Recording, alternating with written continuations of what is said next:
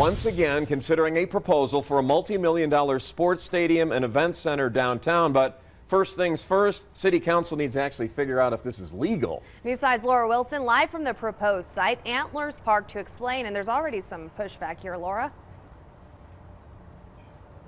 Yeah, well, today the mayor's office made it clear that they are going to clean up and revitalize this historic site.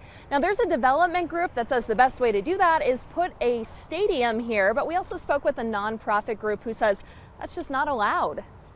This is not what Perry Sanders says General Jackson Palmer envisioned when he gave this historic site to the city of Colorado Springs. If anybody here thinks truly that they'd rather have needles, feces, trash, and whatnot, if you think Palmer would rather have that than what we're proposing, then vote thumbs down. It's not complicated. But Sanders believes his development group has the solution, a 10,000-seat multi-use stadium and event center. It would be the future home of the Colorado Springs Switchbacks, but also play host to other teams ranging from the high school to Olympic caliber. I think it'd be awesome.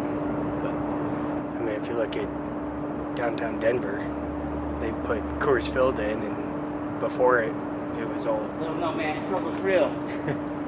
It was all trash, and then they put the stadium in and kind of revitalized that whole area. There's just one problem, according to a group called the Colorado Springs Company. It's more of paving over paradise, which we had far too much of in the 60s and 70s. Driftmeyer says his nonprofit group is not against putting a new stadium downtown, just not here. There's very specific language restricting what can and cannot be put on these lands, and we feel that this entire proposal goes against all of those tenets. City Council, however, has shown interest in the proposal and will meet with the city attorney's office to determine its legality.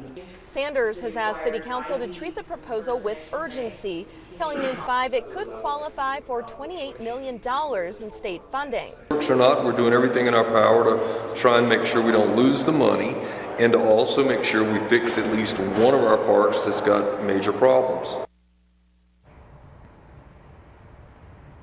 So I asked Sanders if this were to happen, who would be financially responsible for all those maintenance costs? I said, would it be you? Would it be the city, us as taxpayers?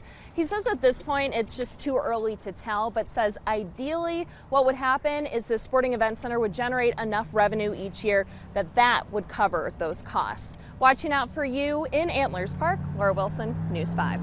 Laura, thanks. Of course,